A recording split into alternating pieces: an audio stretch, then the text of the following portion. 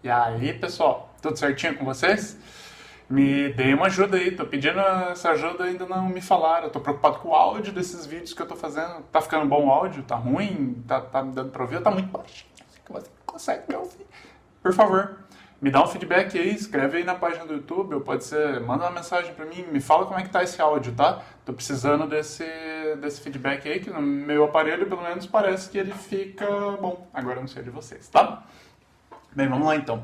Na aula passada a gente falou sobre pressão. O que era pressão?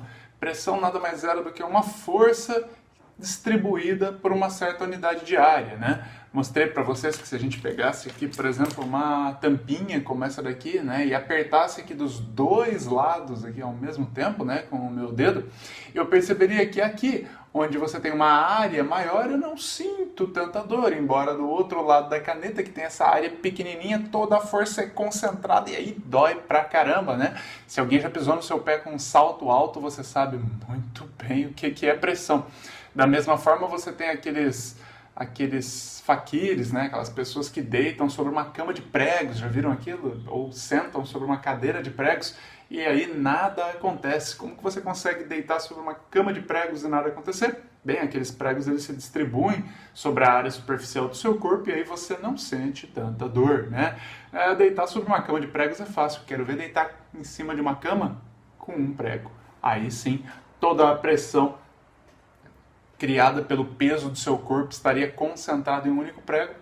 Esquece, não vai dar, vai te furar, né? Então esse era o conceito de pressão que nós vimos na aula passada. E hoje eu tenho uma pergunta para vocês. A pergunta é a seguinte: que forças atuam sobre essa seringa de injeção, de tomar vacina, para quem não é anti-vacina, né? Quais forças atuam sobre essa seringa? E aí? Pausa o vídeo e me responde. Pausa. Voltamos. Provavelmente você deve ter pensado bem, a força que atua sobre essa seringa é a força peso, né? Se eu soltar essa seringa cai aqui, né? Porém, além da força peso, eu tenho uma outra força que eu vou tentar demonstrar para vocês, um experimento bastante simples, assim. Se eu pegar e colocar o meu dedo aqui, ó, tampando a ponta dessa seringa e puxar o êmbolo dessa seringa, né? Esse êmbolozinho que é removível aqui, dá para enxergar? Ele aqui.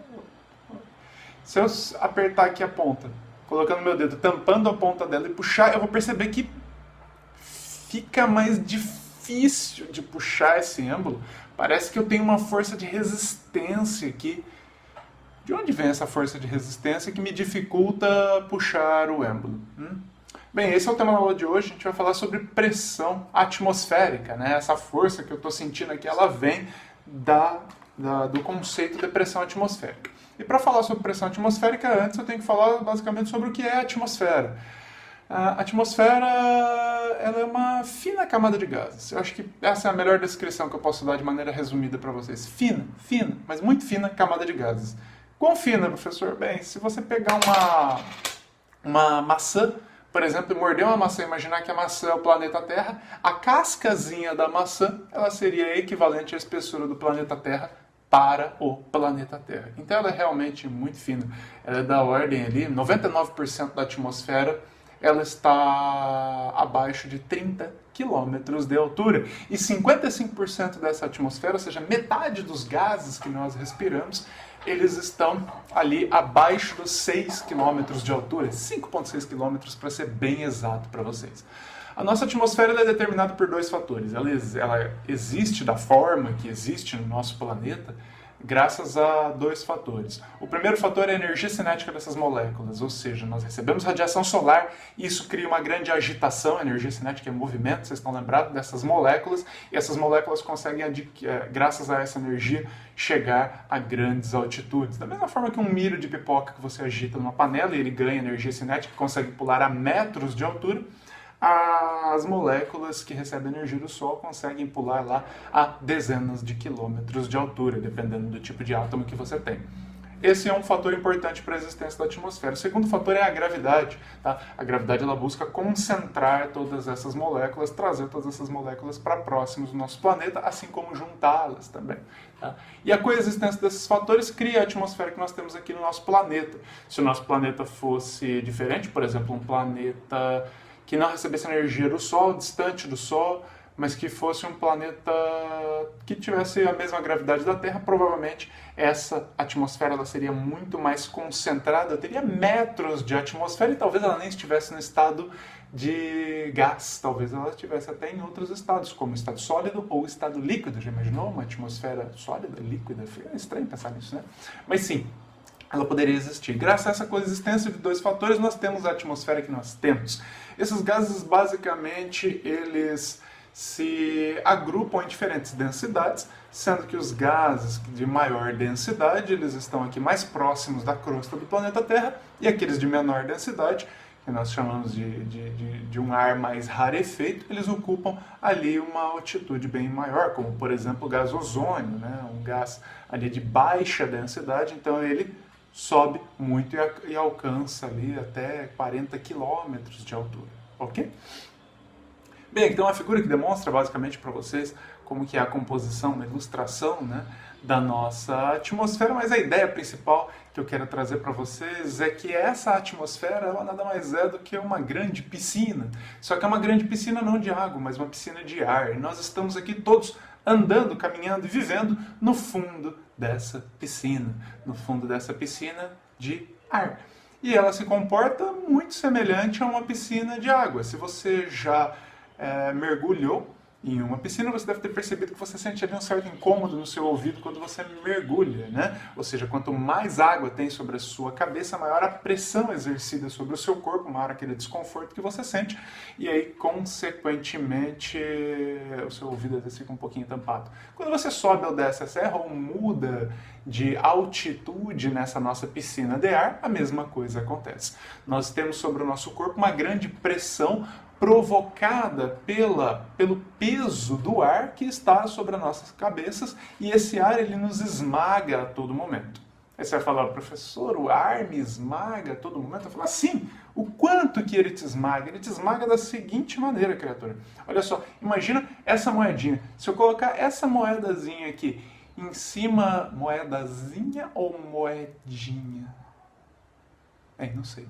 Mas se eu colocar essa moeda sobre a mesa, só para você ter uma ideia, a coluna de ar sobre ela, que vai até a parte superior da atmosfera, exerce aqui uma força de 10 newtons sobre essa moeda, que tem aproximadamente 1 centímetro quadrado, tá? 1 cent aqui. Ou seja, é como se eu tivesse 1 quilo sobre essa moeda. Se eu tivesse 1 metro quadrado, eu teria 10 a quinta newtons sobre esse corpo. 10 a quinta newtons é o número 1 com 5 zeros na frente de newtons esmagando esse corpo. Você vai me perguntar, mas professor, eu não sinto esse esmagamento? Eu falo, claro que você não sente, criatura.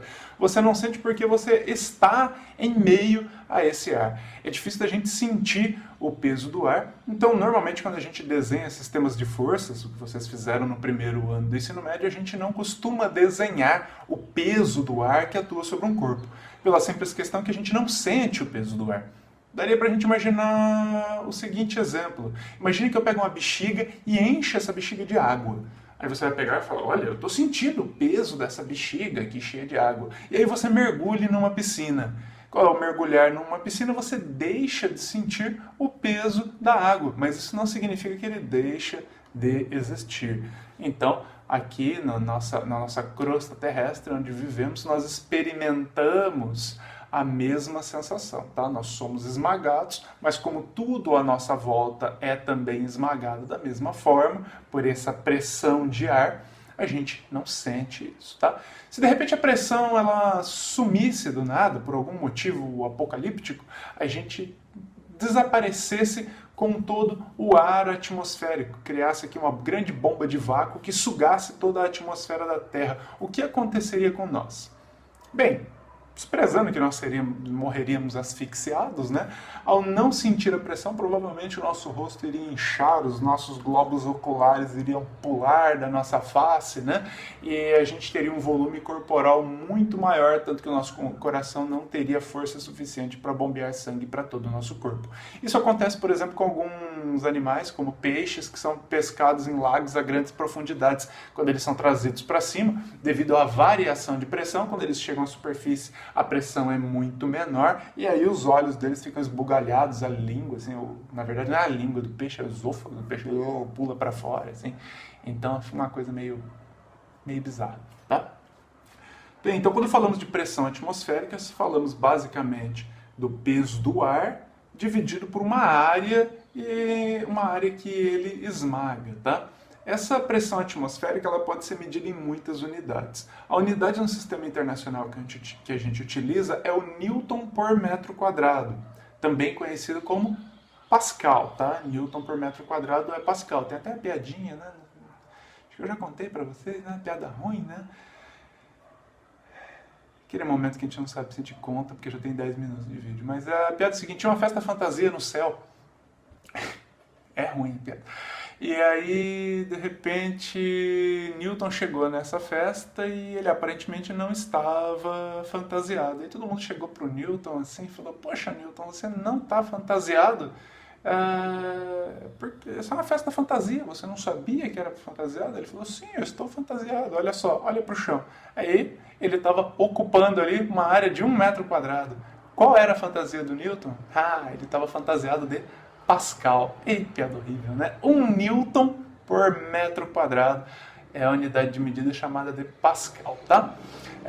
Continuando sabendo que ninguém deu risada, essa unidade Pascal ela não é muito utilizada no nosso dia a dia. A gente utiliza uma outra unidade de medida que é o ATM, ou seja, atmosferas, tá? Abrevia por ATM. Sendo que 10 elevado a quinta Newton por metro quadrado equivale a 1 ATM. Então, se você tiver que transformar de ATM para Newton por metro quadrado, é só multiplicar por vezes 10 elevado a quinta. Ok? Ou então, uma outra unidade de medida que também utilizamos são milímetros de mercúrio. Ao nível do mar, a gente pode falar que a pressão atmosférica ela vale 1 atm, 10 a quinta Newton por metro quadrado, ou então 760 milímetros de mercúrio. Isso porque se imaginássemos uma coluna de mercúrio de 760 milímetros de altura, ela exerceria sobre um objeto a mesma pressão que o ar exerce ao nível do mar, tá? Então 760 milímetros de mercúrio. E além de outras unidades que a gente pode utilizar, né? Já falei para vocês, né? A gente pode utilizar libras por centímetro quadrado, a gente pode utilizar PSI, tem várias outras unidades que podem ser utilizadas para pressão torr. Então não estranhe se aparecerem unidades diferentes para vocês. Normalmente essas unidades elas podem aparecer, essas unidades diferentes, mas sempre aparece ali nos exercícios a forma como você pode transformar ali essas unidades para o Sistema Internacional de Unidades. Normalmente a gente tem que transformar, tá? Bem, continuando então aqui, né? O que mais que eu tenho para falar de pressão atmosférica para vocês? Um exemplo que a gente pode dar bem claro, que faz a gente entender como essa pressão atmosférica atua no nosso dia a dia, é um canudinho de refrigerante, né? No momento que você bebe um refrigerante com um canudinho, aquele líquido ele sobe, não porque você está sugando o líquido, como normalmente se imagina, né? Mas o que você está fazendo é criando uma diferença de pressão entre a pressão que é exercida naturalmente naquele líquido, em cima daquela latinha daquele líquido pela atmosfera, tá? E aí você retira a pressão daquele pedacinho onde você sugou o ar e acabou criando ali uma falta de ar, um quase vácuo ali, e isso faz com que o líquido suba. Isso explica a minha pergunta ali no começo do vídeo, tá? Quando eu coloco o dedo aqui, puxo e sinto dificuldade para puxar, essa dificuldade vem de uma força que empurra ou tende a manter a seringa nesse lugar, que é chamada de pressão atmosférica, tá? É uma força que é chamada de peso do ar. E nós sentimos na forma de pressão atmosférica. Se eu conseguisse acoplar uma bomba de vácuo aqui na ponta dessa seringa e retirar esse pedacinho de ar que tem aqui, criando vácuo, eu perceberia que a seringa iria fazer isso daqui, ó. Ela iria entrar aqui sozinha, né? Sem a necessidade de eu empurrar com o meu dedo. Isso porque a própria atmosfera iria empurrá-la para o início ali, tá? Deu para entender a ideia de pressão? A partir daí, então, eu preciso que você leia o capítulo do livro que fala sobre pressão atmosférica e de acordo com os dados que eu passei para vocês aqui nesse vídeo, que nós discutimos rapidamente esse conceito simples que é pressão atmosférica, responda à questão que eu deixei ali no SIGA, tá? Um abraço a todos e bons